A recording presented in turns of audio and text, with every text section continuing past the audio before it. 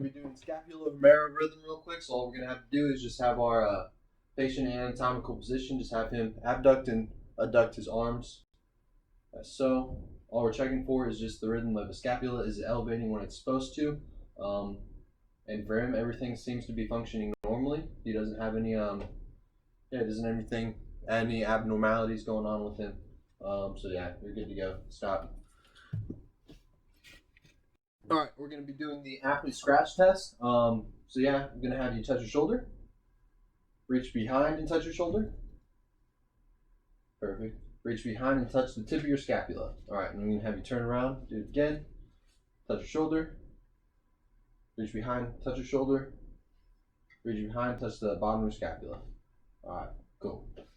We're just basically looking for, well, we'd also have him do it with his other hand as well, just to compare with each other and just to see if the other hand reaches further, maybe up the spine than the other. But the main concepts of it, as you can see, he just did it, and so we're just kind of evaluating on that basis, and we're also just checking if there's any abnormalities within just, I guess, the range of motion of what he's doing. But everything seems to be functioning normally. So yeah. All right, we're going to be doing some manual muscle testing on our patient. So to start, we're just going to have our patient flex his shoulder. Flex your shoulder, shout, perfect. Extend your shoulder, perfect. Then we're going to put him in this, abduct shoulder, push up on my hand, perfect. Push down on my hand, perfect. All right, we're going to do internal rotation, push my hand. Now we're going to do external rotation, perfect. Horizontal abduction and adduction. So for adduction, we're going to have you push my hand, and then we're going to have you push against my hand the other way. Perfect. All right. So yeah, that covers everything. Yeah, he has 5 out of 5 on everything for manual muscle testing. He has complete range of motion against gravity with maximal resistance. So yeah, good to go. All right, we're going to be doing active range of motion. So we're just going to have our patient go through various ranges of motion. To start, we're going to have him flex. So I'm going to take your hand and then just raise it up as high as you can. Lower all the way down. Cool. Turn to the side and then extend as far as you can. Perfect. Come back. All right, and then we're going to have you adduct. Push your arm as far as you can. Go lower back down. Adduction. For internal rotation, going to have you go like this and pull all the way down as much as you can. External. Go back to this. External rotation. Horizontal adduction. Go like this, and then all the way across your body as far as you can, and away from the body as far as you can, and then put your hands down, scapular elevation, raise your shoulders up, and then for circumduction, just make small circles with your arms. Perfect to larger. Basically, we're just seeing if there's any abnormalities, if there's any clunking or like snapping or anything of that nature, but he seems to have like good range of motion in all that he does. No problems here. So yeah, good to go.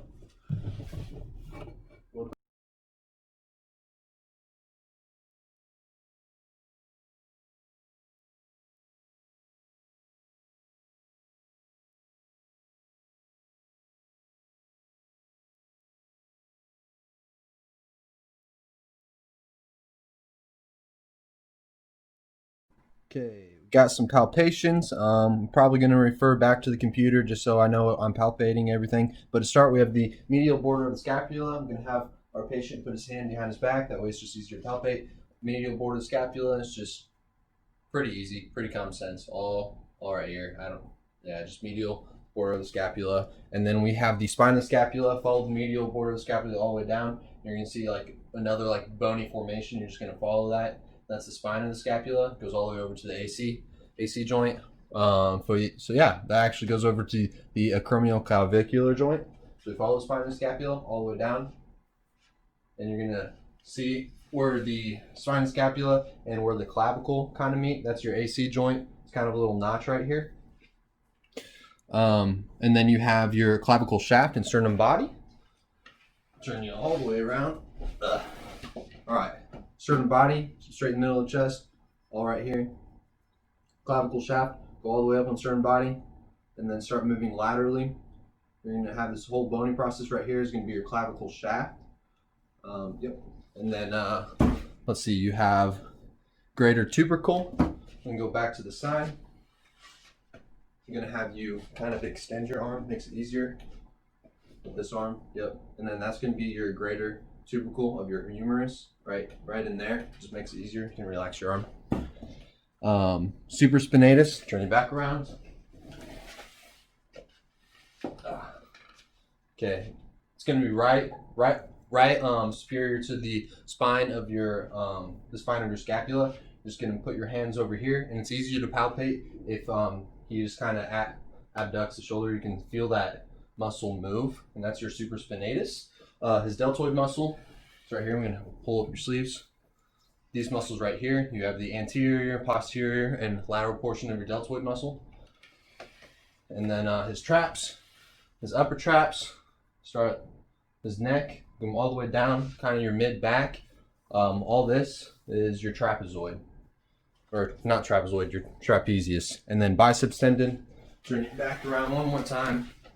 I'm gonna have you here. There's two heads. We got one of the heads that goes all the way up. You don't have to flex, just relax. Goes all the way up to the bicipital groove that's made by the greater and lesser tubercle. So you can go all the way up, and you can kind of feel and palpate around there, check for tenderness, and you can follow the other head all the way up into axillary region.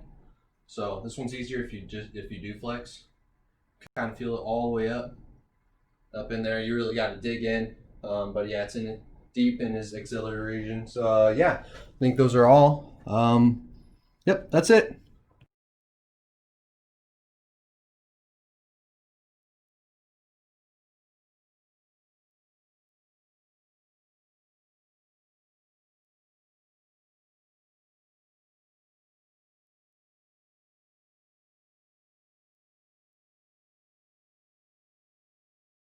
We got some more shoulder palpations. To start, we're just gonna go over the traps again. So these are traps going to the upper neck, mid back, all along here. You can go for any tenderness. And then you have basically your scapula. So we're gonna start at the inferior angle of the scapula. So it's just follow the medial. I'm gonna have you put your arm behind your back again. Makes it easier. Go all the way down. This is the inferior angle. You can follow the medial portion of the scapula all the way up to the superior angle of the scapula. So yeah. And then we're gonna find your acromion process of the scapula. So if you just follow the spine on the scapula all the way over, turning to the side, you can relax your hand now. All the way over, you're gonna see this like bony process right here. That's your acromion process. So yeah, and then we're gonna find your coracoid process of the scapula. So we're gonna go over to where the clavicle is. We're gonna go into like where the clavicle kind of indents your body, and then we're gonna go about 1 inch more. We're gonna really grind in there, and then that's your coracoid process. You'll find a little bony structure in there once you're palpating. And then we have the deltoid tuberosity of the humerus and the intertubercular groove of the humerus, or the biceps groove. So find the deltoid. I'm gonna turn you sideways again. You're gonna have the deltoid. Follow the deltoid muscle all the way down the shaft of the humerus. And that's where you're going to find the deltoid tuberosity. And to find the bicipital groove, we're going to find your greater tubercle, which is here, and then your lesser, which is back here. We're going to go in the middle of that, and that's where that head of the biceps inserts right in that biceps groove. So yeah, and then we have the sternoclavicular joint, and that's just going to be right where your sternum is and your clavicle where they meet. So here's your sternum, follow it up where your clavicle, and there's going to be like a little notch where your sternum and clavicle meet. And then we infraspinatus, but first we have your pectoralis major, which is all along here, and so along the body of the sternum, and then you can find it all the way over to the axillary region where by the shoulder. This is all his pec. And then for your infraspinatus, it's going to just be inferior to the spine of the scapula. It's going to be this muscle here, all in this area along the scapula. Kind of covers the major part, the surface of the scapula, and is just inferior to the spine of the scapula. So this muscle right there. So yeah, I think that's about covers it. This one's a little bit harder to do just because the angle of my futon, but we're going to try. So we're going to basically be measuring range of motion using goniometer, but for the goniometer, we're just going to use 2 pens instead and kind of mock. So first, we're going to do flexion. So we'd have one arm, well, one of the axles going over basically parallel to the floor and parallel to the spine. The other one is just along the humerus, and we're basically going to move his hand in flexion and then get that measurement there. And for extension, I'm going to have you roll over on your stomach real quick. Basically the same thing. You can have the axis parallel and then the other hand going along the humerus, and we're just going to move his hand all the way up. This one's kind of hard and difficult to do, but yeah, you get the point. So yeah, now we're going to be doing internal and external rotation with our little mock goniometer. So yeah, let's get started. For internal, basically we're going to have the axis like just aligned again parallel to the floor. The other one is on the shaft of the humerus, and then we're going to kind of just move him all the way much you can into internal rotation, and then we take that measurement. Now we're going to have you lay on your stomach real quick for external rotation. See if the video's still good. Yep. Shoulder on the side, on the shoulder. For this one, same concept. Stationary arm is going to be parallel to the floor. The other one is on the shaft of the humerus, and we're going to be measuring external rotation by moving his hand up. This one's kind of hard, getting that measurement there. So yeah, that's it.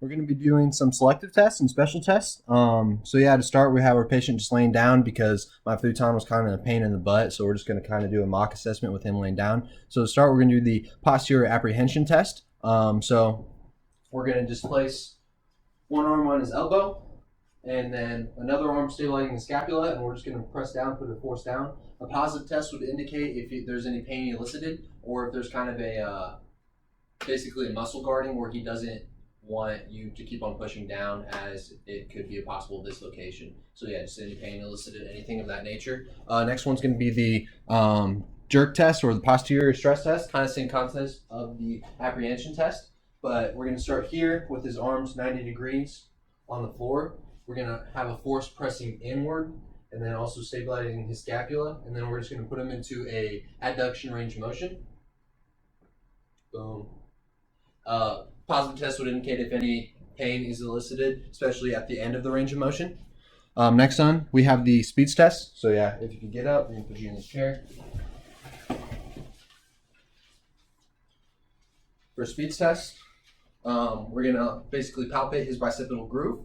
So one of the heads of the biceps. We're going to hold his hand right here, and then we're gonna, as the physician or the clinician, is gonna provide a downward push or a resistance to him as his range of motion. So he's going to lift up, go all the way through his range of motion while we're pushing down. Again, basically if there's any snapping, clicking of the bicep tendon, or if there's tenderness, or if there's pain elicited, that would indicate a positive test. And then we have the empty can test. So we're going to have our patient kind of like supinate his arm all the way around as if he's dumping an empty can. We're going to kind of stabilize the scapula and then push down on. Perfect. A positive test would indicate if there's any like pain elicited, or if he can't hold that, because it's basically manual muscle testing. It's manual muscle testing for the supraspinatus, so it's just testing that. If he got a positive test, it just indicate a weakness in the supraspinatus, so we're just testing that. Then we have the Hawkins-Kennedy impingement test. I'm going to move you a little bit. Hopefully you're on camera for that last one. But have this arm like this. You're going to stabilize, and then kind of just internally rotate that arm. And if any pain is elicited, you can relax. If any pain is eliciting during that range of motion, especially at the end of range of motion, that would indicate a positive test. Then we have the acromial clavicular joint traction test. We're going to be palpating his AC joint. Get it real quick there, and then basically we're just going to be applying a downward force on his humerus. There we go. A positive test would indicate if there's any pain elicited in that area as well. And then for the last one, we have a drop arm test. We're going to do it in a seated position. Normally you'd have the patient standing up, but just because for camera angle reasons, we're going to have him stay seated. So all he's going to do is he's going to kind of just in an anatomical position of his arm, lift his arm all the way up to his head as far as he can go, and then slowly drop his arm down. Perfect.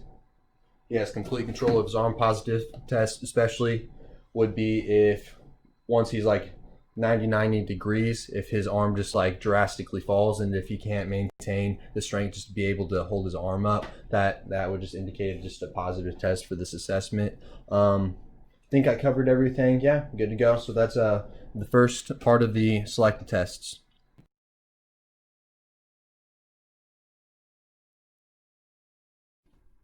We got some more selective tests. So to start, we're going to do the acromioclavicular joint compression test. We're just going to have our patient be standing for this one just because it's easier for the camera angle, but normally you'd probably have him sit.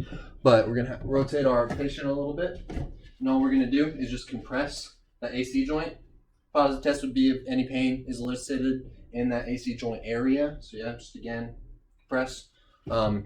Next test we're going to be doing is the sulcocine test. So we'll be stabilizing scapula here. Grabbing the distal portion of his forearm and then just pulling down. And we're going to see a little sign. You can actually see mine real quick. That's what a sulcocine would look like. That'd be a positive test. Near impingement test. Going to have you face forward. Going to stabilize the scapula again.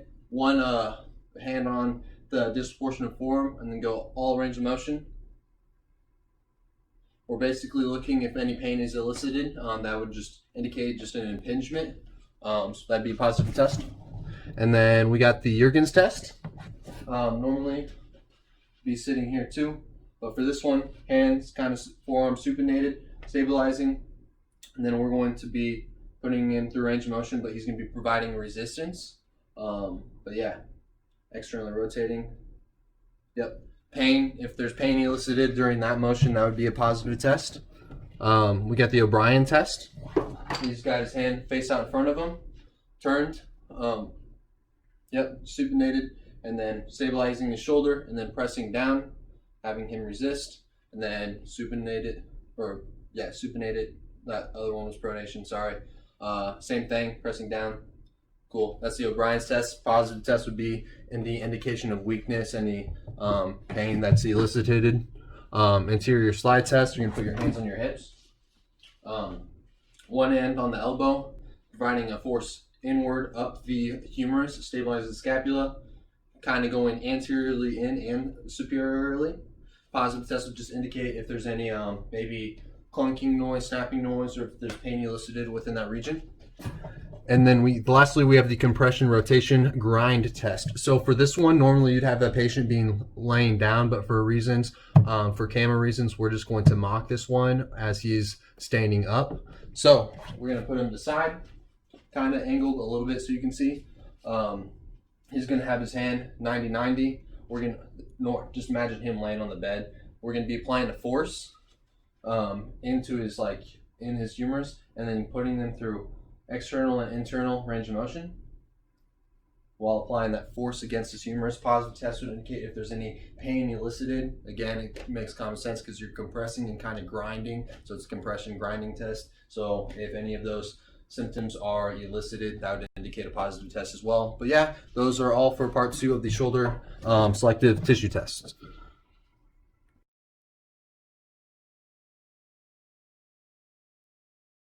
All right, we got part 3 of some shoulder selective special tests.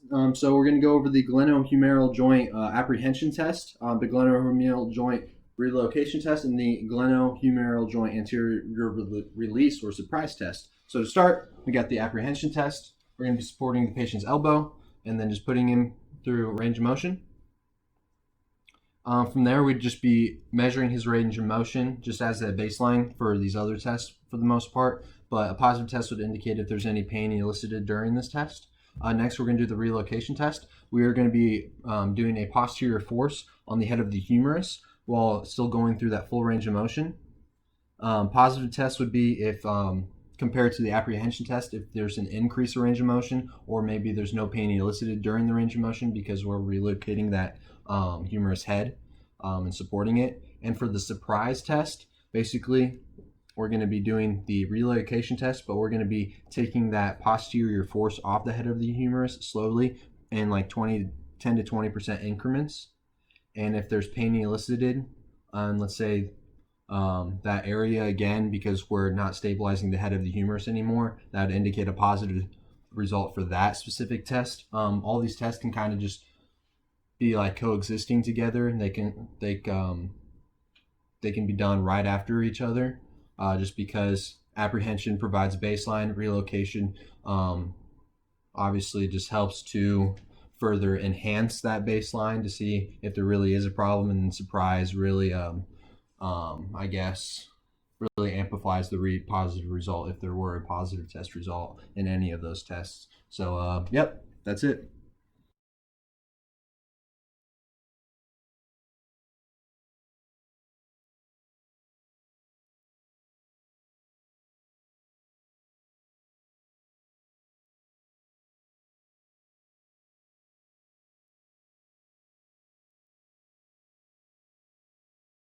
We got some more face tests and palpations. So to start, we're just going to do the test. We have the tongue blade test. All we're going to do is just have him open his mouth, bite down on this basically popsicle stick, and then we're going to twist the popsicle stick as he's clenching down on it. You can let it go. The positive test would indicate if he's not able to keep clenching on it, because there's basically pain elicited, maybe indicating some type of mandibular fracture or something along the TMJ joint, something like of that nature. The halo sign test, we're going to be, usually you'd use a gauze, but we're going to use that folded piece of tissue paper. You make it into a triangle tape shape, and then you insert it in the patient's ear, absorbing any fluid, possible leakage in the ear, and you unfold it to see if there's any halos, rings that are from that fluid. If there is halos, it's probably a positive indication that he has a cerebrospinal fluid leakage, which is a huge problem. Now we're going to do some palpations. We're going to start with the temporomandibular joint, the TMJ joint. You can take your index and middle finger and kind of palpate, have him open his jaw and kind of feel it. It's in there. You can also do an inward palpation where you take your pinky, stick it into his auditory canal, have him open and close his jaw. You can kind of feel if there's any weird abnormalities or clunking or clicking, snapping things that occur when he's opening and closing his jaw. Then we have the orbital margin, which is all around his eye. The bone around his eye is all the orbital margin. Pretty easy to palpate. Then we have the nasal bone and the zygomatic arch. Zygomatic arch is basically called your cheekbone in non-medical terms. It's just all around here. And you can actually follow the zygomatic arch to where it meets the maxilla. Keep on following all the way over to the nasal bone. The nasal bone goes over here. You're going to get both sides and go up to the nasal bridge. This is all your nasal bone. And then you have the mandibular body, which starts at the chin. You can do both sides. Go all the way down into the mandibular angle, which is basically that jaw angle. Some people have it more prominent than others, but the angle right here, pretty easy to palpate. And then, yeah, I think that's it. We're going to be doing a cranial nerve assessment. So to start, number one, for cranial nerve number one, can you smell this? What does it smell like? Sweet. Cool. Number two, how many fingers am I holding up? 2. That's cranial nerve number 2. 3, this one, we're going to act like this is light. We're going to go over his pupil, see if it retracts or remains dilated. That would work number 3. Same with downward rolling, follow my finger. Upward rolling is number 4. Lateral movement is number 6. Cool. And then for number 5, that's just working muscles of mastication. So chew for me. Do you feel this? Yes. Cool. Number 7, that's facial expressions basically. It's your facial nerve. So smile for me, act surprised, puff out your cheeks. Cool. And also the upper eyelids movement is also part of number 3. What are we on? That was number 7. So number 8, I'm just going to have you stand with your eyes closed for a little bit. Can you hear this? Yes. Perfect. Number 9, I'm going to have you swallow. Cool. There you go. That works. Not both cranial nerves 9 and 10. For 11, I'm going to have you nod no, nod yes. Lift up your shoulders, lift them down. Perfect. That's number 11. And number 12, I'm going to have you stick out your tongue, move it around. Cool. Those are a cranial nerve assessment. The only one we didn't cover was taste for 9 and 10, but I don't have any food source, So normally he'd taste and it'd act like if we gave him like maybe a mint, it'd be minty or sweet or something of that nature. So yeah. All right, we're going to be doing the tandem gait test. It's kind of hard to get the upper portion of his body, so we're just going to have to deal with the lower portion, but that should be fine enough for this test. But all the patient's going to do is he's going to kind of line up in line, one foot in front of the other, and just walk down this line. It's not measured probably to the right standard. And just do that as fast as you can, turn around and do the same thing back. I'm going to be there supporting him. The test would fail if he steps on the line, if he is not in tandem, or if he just loses balances or something of that nature. So we're going to go ahead and do it. So yeah, start walking.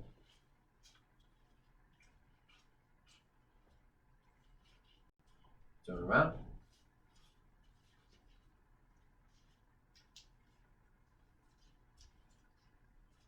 Perfect. And that's the tandem gait test. And just basically just test balance and stability. So yep. We'll be doing the SCAT 5 finger to nose coordination test. So I'm going to have you sit comfortably in your chair with your hand extended all the way out. I'm going to have you point up. And then once I say start, as fast as you like cautiously can, I need you to touch your nose and then go back to the starting position for 5 repetitions. So ready? 3, 2, 1, start. 1, 2, 3, 4, 5. Perfect. Basically, he didn't have any abnormalities. He was able to maintain coordination, showing that he's good to go. We're going to be doing the VOMS assessment. So to start, we're going to be taking a baseline score on a scale from 0 to 10. How dizzy are you feeling? 0. Nausea? 0. Fogginess? 0. Headache? 0. All right, cool. So to start, we're going to be doing something called smooth pursuits. I'm going to just have you follow my finger for 2 repetitions, side to side. So perfect, up and down. Any of your symptoms, any of these symptoms that were previously listed off occur? Anything elicited at all? All right, perfect. Now we're going to move on to something called vertical saccades. In between my 2 fingers, without moving your head, just moving your eyes like you did last time. I'm going to have you look between 2 points as fast as you can. We're going to do that for 10 repetitions, and I'm going to count those repetitions. So yeah, ready? 3, 2, 1, go. 1, 2, 3, 4, 5, 6, 7, 8, 9, 10. Cool. All right. Any of those symptoms exhibited at all? Cool. Next, we're going to do something called near point convergence. So I'm going to have you take this popsicle stick and you're going to bring it all the way to your nose. The whole time, you're going to be looking at it. And just keep your eyes focused on that letter that you see right there. Let me know if you see any double vision or anything of that nature. And go.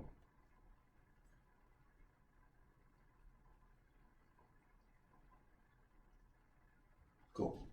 Having already done this with him before, he doesn't have any convergence in his eye, so there's nothing to measure. But if there was conversion, or if his eye kind of shifted, probably within that 2 to 3 centimeter range, usually you take a measurement of where you started seeing that divergence of the eye and use a ruler to measure that. But for this case, it's 0 centimeters. And most of the time, you perform 3 trials of that over and over again. But for this, we're not going to. Now we're going to do VOR horizontal. So I'm going to have you hold this in front of you. And then I'm going to, basically on my snaps are going to represent a metronome that we don't have with us currently. But you're going to be looking at that for 10 repetitions. 1 repetition being back and forth. I'll count it for you. You're going to look at that letter, move your head without moving your eyes, maintaining focus on that letter. Understand? Yep. Perfect. Go.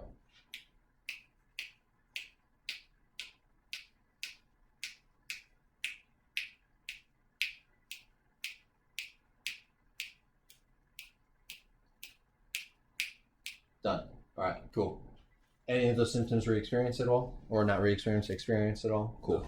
Perfect. Last one, we're going to do something called visual motor sensitivity. For this test, I'm going to have you face me. This is going to be allotted. What he's facing is going to kind of be representative of our busy area. Normally, you'd have this standing, but for video purposes, we're just going to have him sit. I'm going to have you hold your thumb right out in front of you. And for 5 repetitions, one being back and forth, that's 1 to the starting point. 5 repetitions, I'm going to have you on a metronome scale. Yep. I'm going to have you do that for 5 repetitions. Again, ready? 3, 2, 1, go.